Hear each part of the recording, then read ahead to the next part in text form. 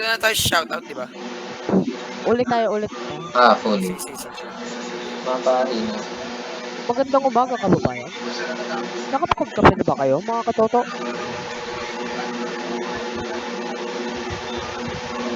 Oo naman, ka-Arnold. Katatapos lang, brother.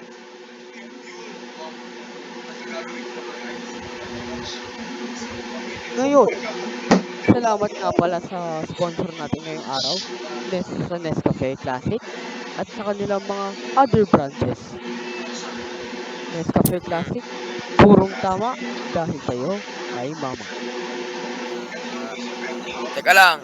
Shoutout nga pala sa mga tagapakinig natin mula sa Section 8 Fronda. Iyan ang gusto namin, mga katoto. Ay, mga katoto, alam nyo ba ang panibagong issue ngayong araw? Hindi pa, brother. Share mo naman yan.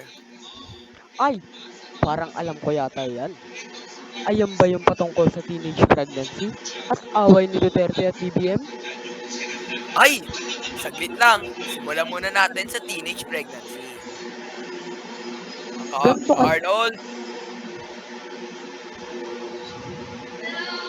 ganito kasi yan. Marami kasi sa populasyon ng Pilipinas ay tumataas ang teenage pregnancy. Ito, ipapakita ko sa inyo. Ayan. Kitang-kita naman natin na mula age 15 to 19 ay tumataas ang persyento.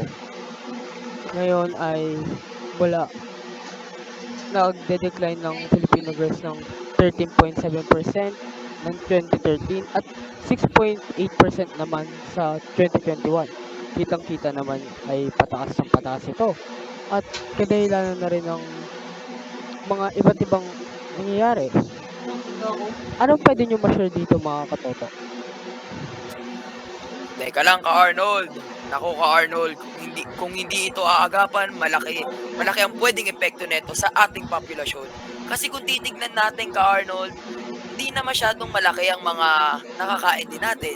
I mean, kung titignan natin, padami na ng padami ang populasyon ng Pilipinas at pawala na din ng pawala ang ibang mga pagkain o more likely na parang nawawala na or umuunti na lang ating mga pagkain.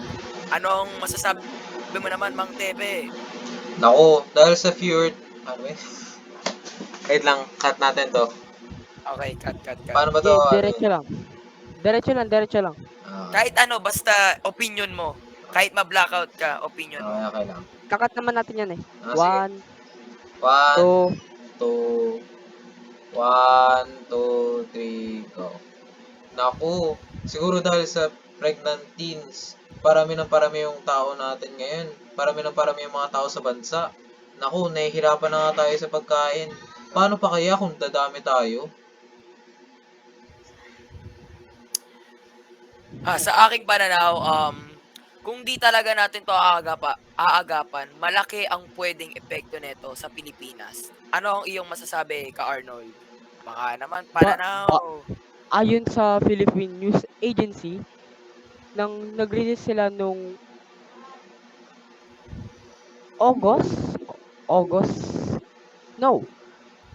nag-release sila ng February 5, 2024 ng 1:55 PM sa news release ito. Ito, babasahin ko ang balita nila. In a news release on Monday, CPD Executive Director Lisa Grace Rosales that noted that the hike in total live births among girls under 15 years old went up by 35.14%. Bale, ang ibig sabihin nila dito is, habang patagal ng patagal is tumataas yung persyento ng mga babae at hindi lang sa 15 years old, pati rin sa mga iba't ibang edad ay tumataas ang mga bilang na nagkakaroon ng anak o nasasabi natin teenage pregnancy. Sa palagay ko, kung hindi natin ito maaagapan ay maaaring mas tumaas at makulangan tayo sa pundasyon sa pagkain kadahilanan ng paparami ang populasyon. Grabe talaga, Katepe at ka-Arnold. Isipin nyo yun. Ako talaga.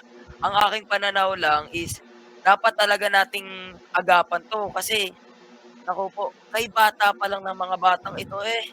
Naku, talagang Anong iyong pananaw, Mang Tepe?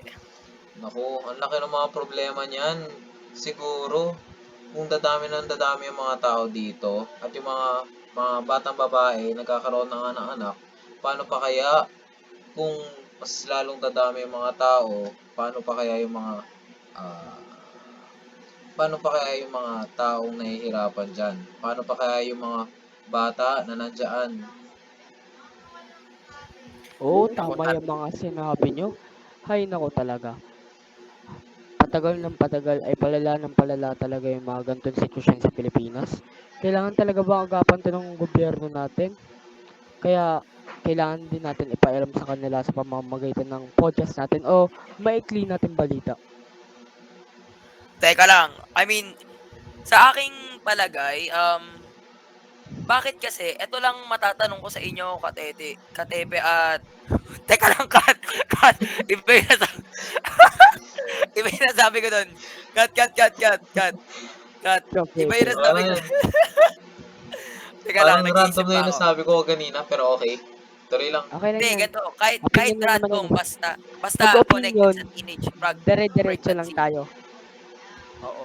Namali ata yung pagsabi ko doon. Wait lang, nag-iisip pa ako. Nakalimutan ko yung sasabihin ko eh. Nabablanko utak ko Sino may, kaganina konti, pero okay lang. sino may picture nung nasa Pilipino? Wala tayong Yung pinaka dati,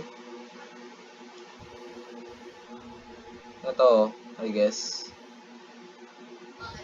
Ayun yung pinaka dati, yung pinakaunang sinabi ni ma'am na ah tungkol Send mo sa sa radio. GC, pre. Sinend ko na, sinend ko na.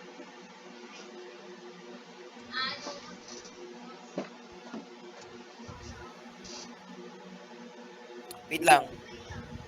Um, ako magsasalita. Wait lang. Ah. Magre-research okay, pa go ako. lang. Mag-research na din kayo para sa ibang topic para hindi tayo mablangko. Tapos, i-copy nyo yun. Copy-paste. Tapos, i-translate nyo sa Tagalog. Bilis. Maganda yun. I-stop ko kaya muna to para hindi masyadong malaki yung agwat. Oo.